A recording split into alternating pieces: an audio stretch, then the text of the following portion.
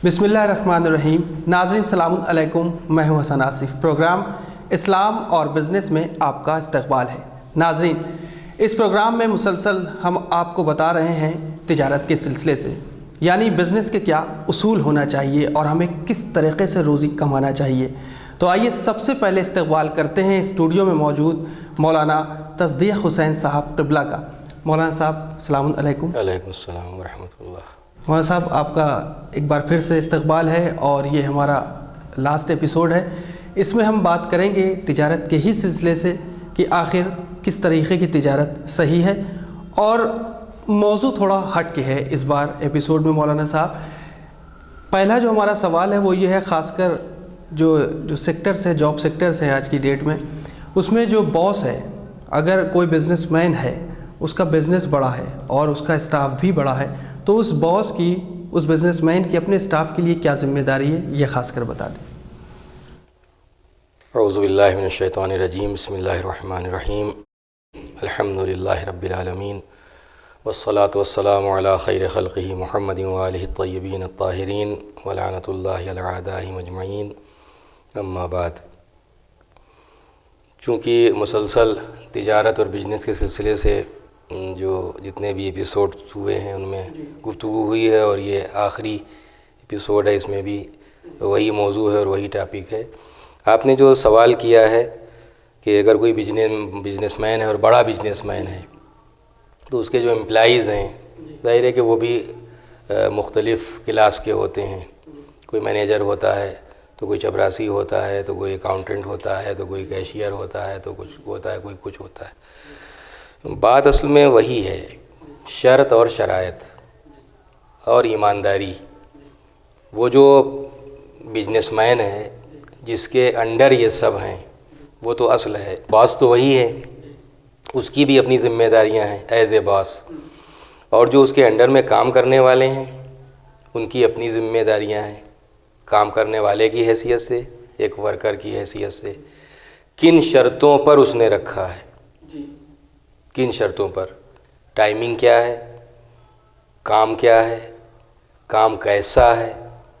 और बात वही है, बिजनेस की बात है और हलाल और हराम की बात है, जायज़ और नाजायज़ की बात है। तो बात वही है कि हमने जो जिस कंपनी में अप्लाई किया है, या जिस कंपनी के हम एम्प्लाई हैं, या जो हमारा बॉस है, जो उसका कारोबार है, जो उसका बिजनेस है, वो हलाल है या हराम है। पहले तो हमको ये भी देखना है। हम एम्प्लाई तो हुए जा रहे हैं उसके, लेकिन हमको ये भी देखना चाहिए कि जिस कंपनी में हम काम करने जा रहे हैं या हम काम कर रहे हैं, उस कंपनी का जो बिजनेस है वो हलाल है या हराम है, जायज़ है या नाजायज़ है। अगर काम ही नाजायज़ है तो वहाँ की सर्विस भी नाजायज़ हो जाएगी, काम जायज़ है तो सर्विस जायज़ रहेगी। तो सबसे पहली बुनियादी चीज़ ये भी देखना चाहिए। किसी शराब बनाने वाली कंपनी में हम जाके सर्विस कर लें तो ये जायज़ नहीं है। किसी मसलन ऐसी कंपनी की जो फ़कत जुए का कारोबार कराती है, जुए के आलात बनाती है, तो जायज़ नहीं है कि जिस कंपनी में सिर्फ़ और सिर्फ जुए के ही आलात बनते हों, ऐसे इंस्ट्रूमेंट्स, ऐसी चीज़ें कि जो सिर्फ जुए के कारोबार में काम आती, उसी का कारखाना है। या ऐसी बहुत सारी चीज़ें कि जहाँ जिनके कारोबार को हराम करार दिया गया है। अगर वो चीज़ें मसलन ऐसी चीज़ें कि जहाँ लहलाब से मुताल्लिक़ ही इंस्ट्रूमेंट बनते हैं, तो वहाँ भी काम जो है वो जायज़ नहीं होगा। तो सबसे पहले बुनियादी ये कि हम कहाँ एम्प्लाई हो रहे हैं। तो एक तो ये है, अगर हम बड़े बिजनेसमैन हम खुद हैं और हमारे सारे एम्प्लाई हैं, तो हमको सोचना चाहिए जो बिज़नेस हमने चूज़ किया है वो बिज़नेस जायज़ है या जायज़ नहीं है।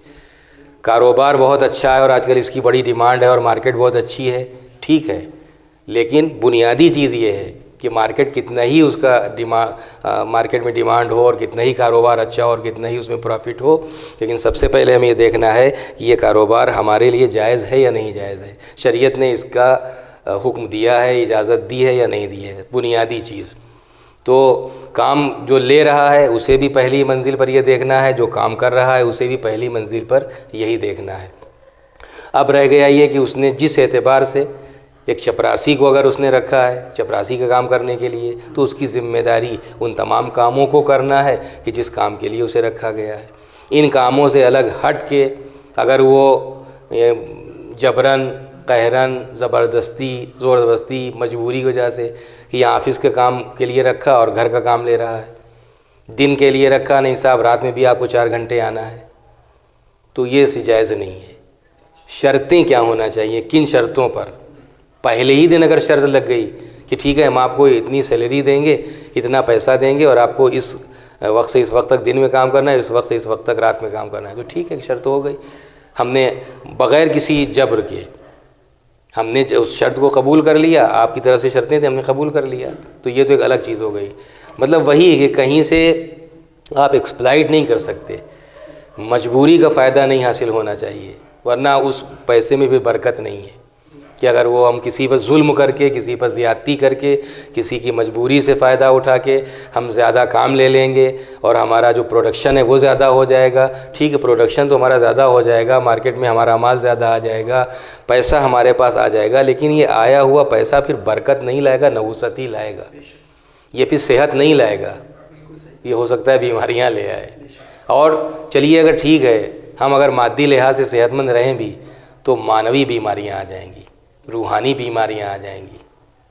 تو ان سب چیزوں کا خیال جو امپلائی ہے اس کو بھی رکھنا چاہیے، اپنی ذمہ داری کا احساس ذمہ داری کہنا چاہیے کہ ذمہ داری کا احساس، اور ذمہ داری کا احساس اسے بھی رکھنا چاہیے، ایمانداری ادھر بھی ہو ایمانداری ادھر بھی ہو۔ بے شک بے شک، بالکل صحیح کہا آپ نے۔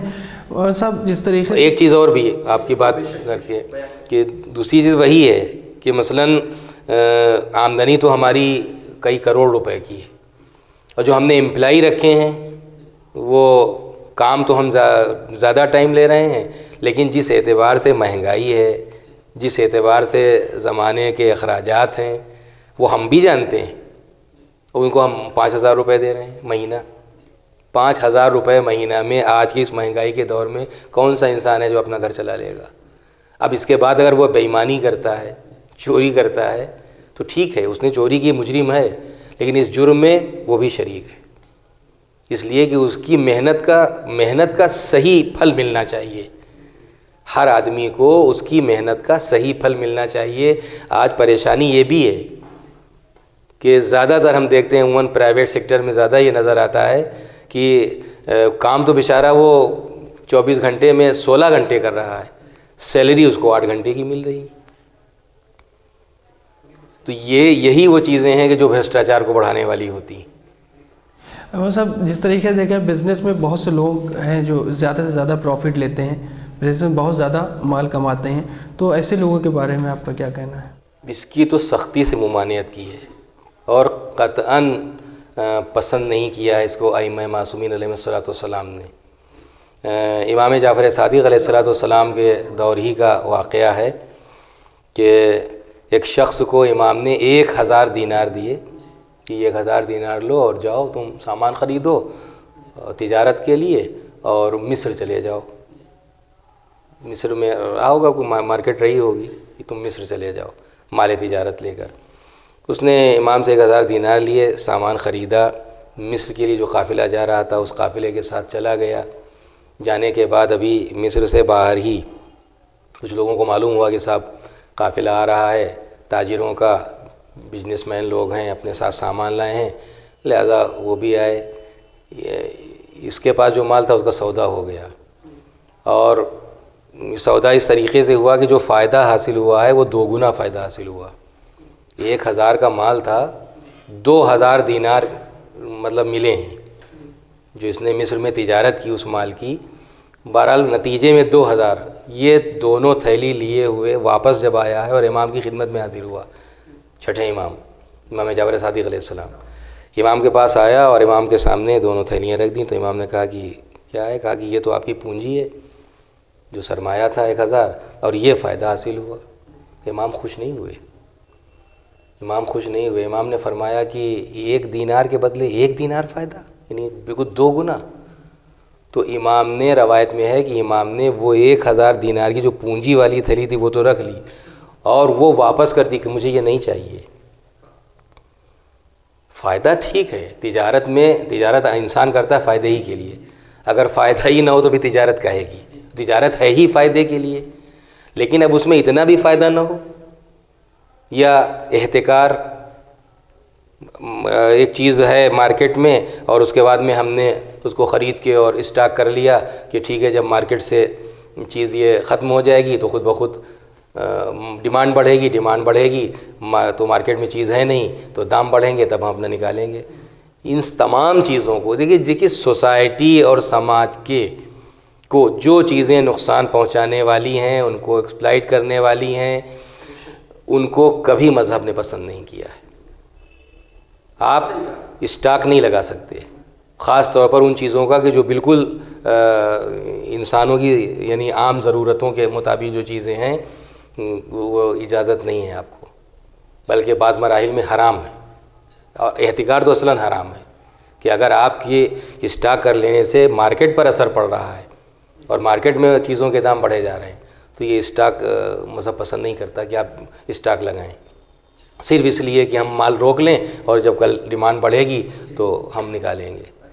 اسی طریقے سے یہ چیز بھی جائز نہیں ہے، جس کا بھی آپ نے ابھی سوال کیا کہ 10 روپے کی چیز ہے ہم 20 روپے کی بیچ رہے ہیں، 25 روپے کی بیچ رہے ہیں، بھائی 10 کی چیز ہے 12 کی بیچ رہے ہیں۔ یہ مسئلہ بہت عام ہو گیا ہے، یہ اس وجہ سے میں نے یہ غلط ہے، اور اس میں برکت بھی نہیں ہے، اس میں برکت نہیں ہے، حتیٰ کہ دیکھیے جو شرائط ہیں یعنی توضیح المثال میں بھی آپ کو مل جائیں گے کہ آپ لیجئے، جب آپ اپنی چیز لیجئے تو اس کی اتنی تعریف نہ کیجئے، اور جب آپ دوسرے کی چیز لیجئے تو اس کی برائیاں نہ تلاش کیجئے، اور اس کے ساتھ ساتھ یہ بھی ہے کہ جب آپ خود لیجئے تو کم لیجئے اور دیجئے تو زیادہ دیجئے۔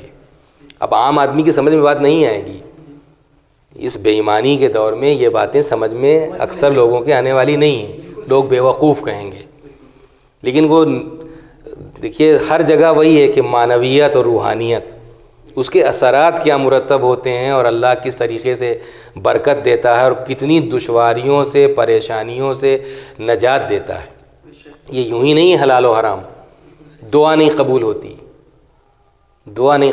خود حدیث قدسی میں پروردگار عالم کا ارشاد ہے کہ میں ہر ایک کی دعا سنتا ہوں سوائے اس کے کہ جو حرام طریقے سے کماتا ہے، حرام روزی حاصل کرنے والے کی دعا میں قبول نہیں کرتا۔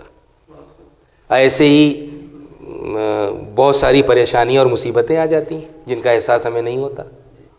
اللہم دعائے کمیل کا فقرہ ہے، شروع ہی میں یہ ہے اللہم اغفر لی الذنوب التی تنزل البلا، ان گناہوں کو بخش دے جو بلاؤں کو لے آتے ہیں، بلائیں نازل ہوتی ہیں، ان گناہوں کو بخش دے جو نعمتوں کو بدل دیتے ہیں، یہی وہ سارے گناہ ہیں اسی قسم کے۔ بے شک بالکل صحیح آپ نے کہا صاحب۔ جس طریقے سے دیکھا جائے کہ مطلب اسلامک پوائنٹ آف ویو اور اسلامک نقطۂ نظر سے کہ کچھ بزنس ایسے ہوتے ہیں کہ ان کے واجبات جاننا ضروری ہوتے ہیں، اصول جاننا ضروری ہوتا ہے، اس کے سلسلے سے آپ کیا کہنا چاہیں گے؟ نہیں، جتنے بھی کوئی بھی انسان، دیکھیے کئی مرتبہ یہ بات آ چکی ہے اور عرض کیا جا چکا ہے کہ ہم جو بھی بزنس کر رہے ہیں اس میں ہم کو شریعت کے احکام پہلے سے معلوم ہو جانا چاہیے تاکہ ہم اپنے کو حرام سے بچا سکیں، ہم اپنے کو گناہوں سے بچا سکیں اور ان اثرات سے بچا سکیں کہ جو حرام کے ذریعے اثرات آ جاتے ہیں کہ ہماری دعا نہ قبول ہو، ہماری زندگی میں نحوستیں داخل ہو جائیں، بلائیں آ جائیں، اور پھر آخر میں انسان انہی گناہوں کی وجہ سے جہنم میں چلا جائے۔ اور جو ظاہر ہے کہ حلال طریقے سے روزی حاصل کی جائے گی، مذہب کی شرطوں کے مطابق کاروبار کیا جائے گا، تجارت کی جائے گی، حلال و حرام کا لحاظ رکھتے ہوئے، جائز و ناجائز کا لحاظ رکھتے ہوئے، نجیس اور پاک کا خیال رکھتے ہوئے، تو اس کے اثرات مرتب ہوں گے، یقیناً مرتب ہوں گے۔ اس کے لیے خود معصومین کی حدیثیں ہیں کہ یہاں تک کہ ہے کہ کسب حلال کرنے والے کا پسینہ جو ہے مجاہد راہ خدا کے خون کے برابر قرار دیا گیا ہے۔ مجاہد راہ ایک غالباً امام محمد باقر علیہ السلام کا واقعہ ہے کہ یا چھٹے امام کا ہے، بہرحال انہی دونوں اماموں میں سے کسی امام کا ہے کہ آپ خود بیمار ہیں اور اپنے سہارے سے جا رہے ہیں کام کرنے کے لیے، تو ایک وہ شخص کہ جو معرفت نہیں رکھتا ہے، بے معرفت انسان پوچھتا ہے کہ اگر آپ اس قدر دنیا کی خواہش رکھتے ہیں، اگر آپ کو اس حال میں موت آ گئی تو کیا ہوگا؟ تو آپ نے فرمایا مجھے شہادت درجہ ملے گا۔ اور پھر آپ نے فرمایا کہ کسب حلال کرنے والے کا پسینہ مجاہد راہ خدا کے خون کے برابر ہے. اور اتنی اہمیت ہے کسب حلال کی. ہاں آسان نہیں ہے، حلال روزی حاصل کرنا آسان نہیں ہے.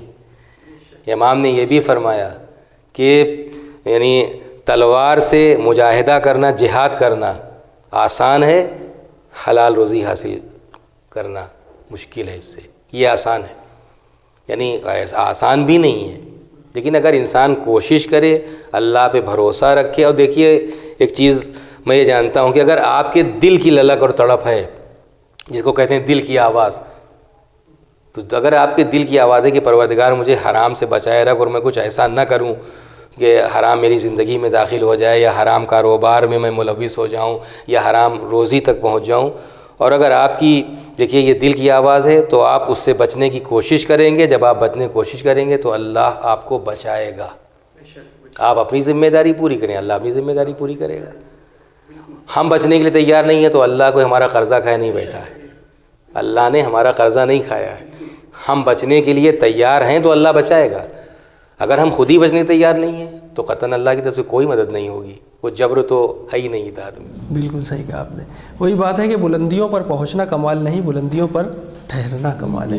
کیونکہ وہاں پر ٹھہر کر اب ہم کو کون سے چیزوں پر غور کرنا ہے اور کیسے اپنے کام کو آگے بڑھانا ہے. سب بزنس میں ہی اکثر جیسے دیکھنے کو ملتا ہے نقصانات کی وجہ ہوتی ہے. آخر بزنس میں بہت زیادہ نقصان ہو گیا، یا تجارت جو کر رہے ہیں اس میں نقصان ہے، تو اس سلسلے سے آپ کیا کہنا چاہیں گے؟ اس کے لیے ہمیں کیا قدم اٹھانے چاہیے؟ دیکھیے تجارت جب ہے تو اس میں اب ایسا تو نہیں کہ کوئی گارنٹی تو کہیں نہیں لی گئی کہ صاحب آپ تجارت کریں تو ہمیشہ فائدہ ہی فائدہ ہوگا. ایسی کوئی گارنٹی نہیں. تجارت جب ہوتی ہے تو اس میں فائدہ بھی ہوتا ہے اور نقصان بھی ہوتا ہے. جی، تو اس سے بچنے کے لیے ہم کیا کریں؟ بچنے کے لیے کہ اللہ نے عقل دی ہے اور انسان کو شعور دیا ہے، فکر دی ہے. اس میں مثلا ہم کوئی کاروبار کرنا چاہتے ہیں، ہم نے ایک چیز ہماری سمجھ میں آئی، کبھی اجلت پسندی بھی نقصان کا سبب بن جاتی ہے. کبھی ناواقفیت اور لا علمی اور جہالت اور نادانی یہ نقصان کا سبب بن جاتی ہے. میں ایک کام کرنا ہی نہیں جانتا اور بغیر کسی کے رائے مشورے کے بغیر پوچھے میں نے وہ کام کرنا شروع کر دیا. مجھے اس کا کوئی تجربہ نہیں ہے، میں نے کبھی وہ کام کیا نہیں ہے، میں اس کام کے بارے میں کچھ جانتا نہیں ہوں، اس کی ABCD سے واقف نہیں ہوں، تو مجھے کہاں سے فائدہ حاصل ہو جائے گا؟ تو اللہ نے عقل دی ہے. مجھے اگر کوئی بزنس کرنا ہے، کوئی کاروبار کرنا ہے، تو وہ کاروبار کرنے والے کم سے کم ہم ان سے ملیں، اس کاروبار کا قانون معلوم کریں، کیسے ہوتا ہے، کہاں ہوتا ہے، مارکیٹ کہاں ہے، ڈیمانڈ کب ہوتی ہے، کب نہیں ہوتی ہے، کتنا ہم کو پیداوار ہم کرنا چاہیے، کتنی پیداوار ہم کو نہیں کرنا چاہیے. ہر چیز کا ایک اصول، ایک ضابطہ ہے. ہم خود اس میں کتنا جانتے ہیں، اور اگر ہم نہیں جانتے تو ہم کو کسی جاننے والے سے پوچھنا چاہیے اگر ہم وہ کام کرنا چاہتے ہیں. عجلت نہ ہو، جلد بازی نہ ہو. پھر یہ کہ کبھی ایسا بھی ہوتا ہے کہ سرمایہ ہمارے پاس کم ہے اور ہم نے لون لے کے اپنا کاروبار شروع کر دیا، اور اس کے بعد میں پھر اس میں بھی ہم بیلنس نہیں رکھ پائے، نتیجے میں جو آیا گیا خرچ ہوتا گیا، اور اب ہم پھر مقروض کے مقروض رہے، اور پھر کاروبار بھی ایک دن وہ سب کا سب ختم ہو گیا، اسی لون ہی کی نظر ہو گیا، وہ دکان بھی ہماری چلی گئی. تو وہی اگر انسان اسٹیپ بائی اسٹیپ چلے. مشکل آج یہی ہے کہ ہم سوتے ہیں اور صبح ہر آدمی خواب دیکھتا ہے کہ ہم صبح اٹھیں تو کروڑ پتی ہوں. اگر اسٹیپ بائی اسٹیپ چلیں انسان دھیرے دھیرے، آپ ایک دم سے چھلانگ لگائیں گے تو ہڈی پسلی ٹوٹنے کا اندیشہ تو ہے. آپ اسٹیپ بائی اسٹیپ چلیے، دھیرے دھیرے بڑھیے. اور جتنے بھی میں سمجھتا ہوں کہ آپ حضرات تو ماشاءاللہ سے جہاں دیدہ ہیں اور یہ سب اسی دنیا کے ہیں، کہ جتنے بھی بڑے لوگ ہیں جو آج کے بڑے ہیں وہ ہمیشہ کے بڑے نہیں تھے. ان کے بزرگوں نے وہی چھوٹے چھوٹے کام کیے ہیں، یہ چھوٹے چھوٹے کاموں سے بڑے کام والے ہوئے ہیں. تو ہمیں ان تمام نوجوانوں سے یہ کہنا ہے اور میری گزارش ہے کہ آپ کسی چھوٹے کام سے گھبرائیں نہیں. کہیں ذلت نہیں ہوتی. مانگنے میں ذلت ہے، چوری میں ذلت ہے، جھوٹ میں ذلت ہے، بدماشی میں ذلت ہے، گراکٹی کرنے سے ذلت ہے، شرابی ہو جانا، جواری ہو جانا، اس میں ذلت ہے.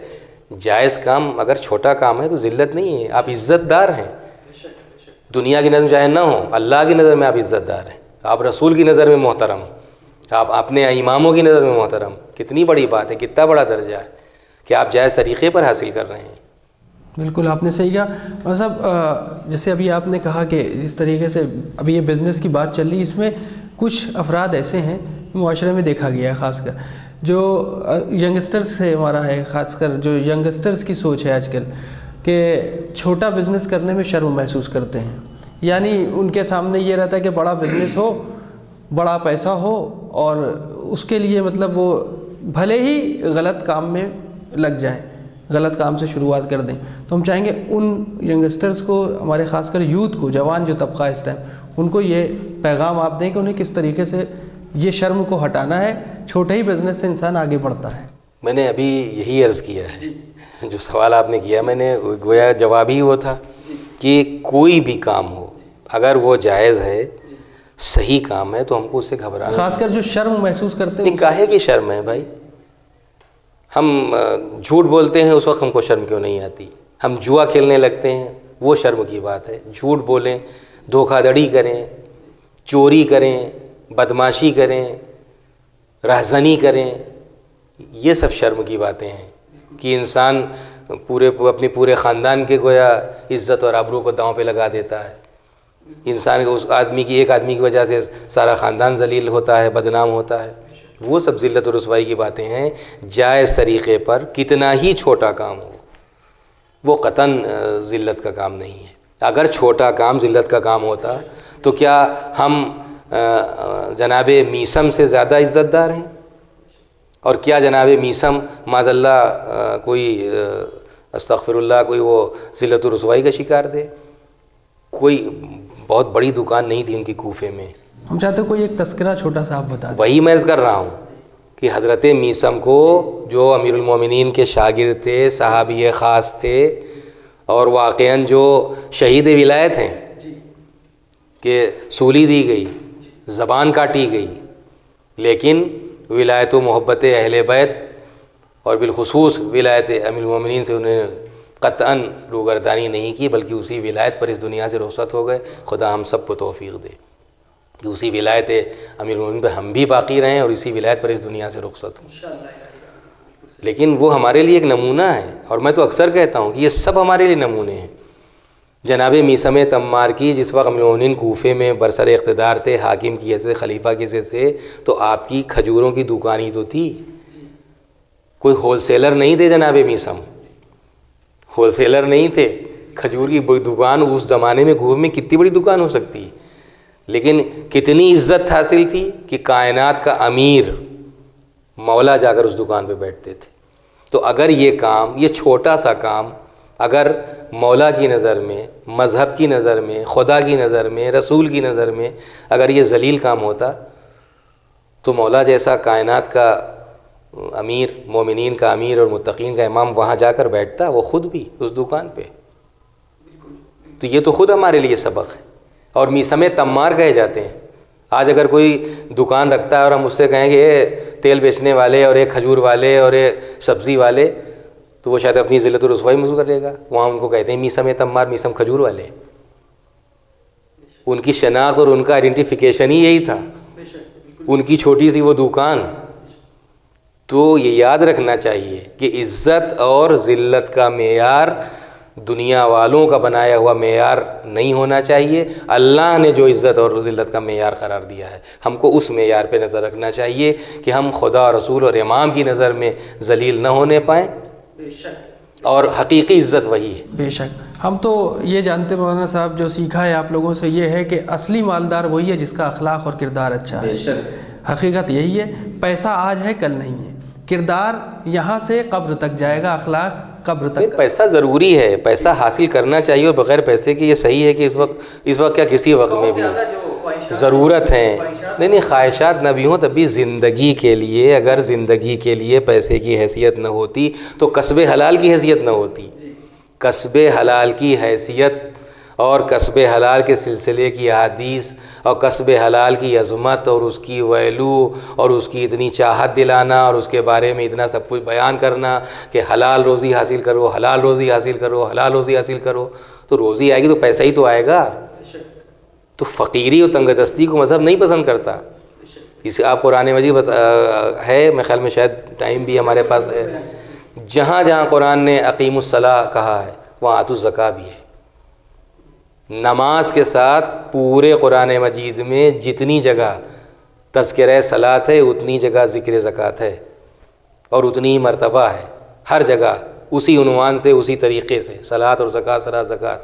اس کا مطلب ہی صاف ہے کہ مذہب کسی قلاچ اور فقیر سوسائٹی کی بنیاد نہیں رکھنے کے لیے کہ سب فقیر پھکڑ قسم کے لوگ ہیں، گھوم رہے ہیں، کوئی ان کے یہاں فاقے ہو رہے ہیں تو ان کے تن پہ لباس نہیں ہے تو وہ جڑے ہوئے تو ان کا مکان ڈھیر، ایسا نہیں ہے۔ وہ چاہتا ہے کہ دنیاوی لحاظ سے بھی آپ عزت، اور معصومین کے ارشادات ہیں اس سلسلے میں کہ آپ اس طرح سے نکلیں، نہیں وہ صاف و شفاف رہنے کی بات ہے۔ سوسائٹی اور معاشرے میں جو چیزیں ایک معیار ہو جاتی ہیں اس کے مطابق بھی رہنے کا حکم ہے۔ ہم کو اپنے کو ذلیل اور رسوا نہیں کرانا چاہیے، ہم کو اس طرح رہنا ہے۔ یہ سب ضروری نہیں ہے کہ بہت زیادہ پیسے سے یہ ساری چیزیں پوری ہوں۔ پانی ہے، پانی تو اللہ کی نعمت ہے، پانی تو ہر گھر میں موجود ہے، لیکن اس کے باوجود آج بھی کچھ ایسے فرقے ہیں جو 6 دن بعد ہی نہاتے ہیں۔ مصیبت تو سب سے بڑی یہ ہے۔ تو اب موضوع تھوڑا ہٹنے لگتا ہے، تو وہ سب ہم چاہیں گے یہ آخری ایپیسوڈ ہے تجارت کے سلسلے سے، بس ایک پیغام چھوٹا سا دے دیں کہ کس طرح کی، جو ابھی ساری باتیں ہو چکی ہیں، بس ایک پیغام خاص کر ناظرین کو دے دیں تجارت کے سلسلے۔ میں اپنے ناظرین کو خاص طور پر اپنے نوجوانوں کو یہ پیغام دینا چاہوں گا کہ سب سے پہلی چیز یہ ہے کہ وہ ایجوکیشن پر خاص توجہ دیں، بھرپور محنت سے علم حاصل کریں، کسی بھی لائن میں ہوں، کسی بھی شعبے میں ہوں، کوشش کریں کہ بہتر سے بہتر وہ اپنا مارکس لائیں، نمبر حاصل کریں، پوزیشن حاصل کریں، اور اسی کے ساتھ اگر کوئی جاب معقول ملتا ہے تو ٹھیک ہے، لیکن اگر جاب نہیں ملتا تو اس میں مایوس نہ ہوں، پھر وہ تجارت کی طرف آئیں، تجارت کی طرف آئیں۔ تجارت میں فائدہ ہے، تجارت میں رحمتیں ہیں، تجارت میں برکتیں ہیں۔ حدیث سنائی جا چکی ہے اور بہت سارے ہمارے ناظرین کو معلوم بھی ہے کہ 10 حصوں میں سے 9 حصے تجارت میں، لہذا بجنس اپنائیے، خود سنوریے اور اپنے گھر کو سنواریے، خود بہتر حالات، اپنے مادی لحاظ سے اپنے حالات بہتر کیجیے اور اپنی سماج کی بھی ضرورتوں کو پورا کیجیے۔ میری دعا ہے خداوند عالم کی بارگاہ میں بحق محمد و آل محمد علیہ الصلوۃ والسلام ہمیں اہل بیت علیہ الصلوۃ والسلام کے اسوہ حسنہ پر عمل کرنے کی توفیق دے، اور ہمیں جائز طریقے پر روزی حاصل کرنے کی توفیق دے۔